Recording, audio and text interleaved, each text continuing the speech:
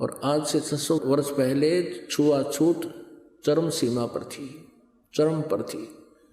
और चमार जाति को तो और ज़्यादा ही छुआछूत में गणा गिना करते। और कहा बेटी देख ले फिर दुनिया तुझे जीने नहीं देगी बेटी।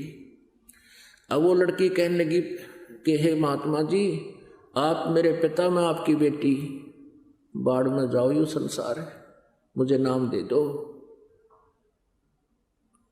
अब रविदास जी ने उपदेश दे दिया। अब वो सत्संग दिन में भी करें और कभी कभी आने लगे हफ्ते 10 दिन में, फिर वो रात में भी करें परमात्मा। अब वो गुरुजी रात में सत्संग करें, मीराबाई रात को जाने लगी। पहले तो दिन में मंदिर में जाती थी, फिर रात को भी जाना शुरू कर दिया। अब उसके देवर ने सोचा कि पहले तो भाई था, वो अच्छी आत्मा का था, उसने मीराबाई की दृढ़ता को देखकर, निश्चय को देखकर कह दिया था कि कोई बात नहीं, आप मंदिर में जाते रहो, और साथ में 2 नौकरानी भेज देता था।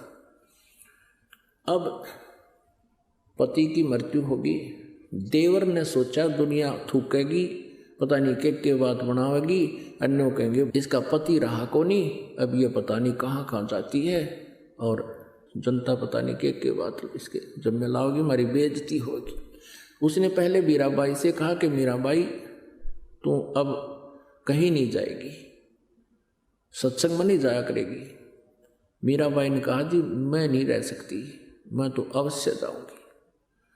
अब उसने सोचा इज्जत का नाश करेगी, उसको मारने की चेष्टा की। एक बार तो विष दिया, जबरदस्ती तलवार लेके खड़ा हो गया।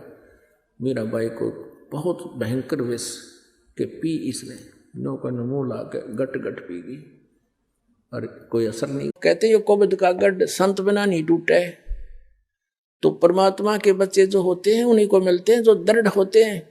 मीराबाई दृढ़ भगत थी, सारा संसार एक तरफ।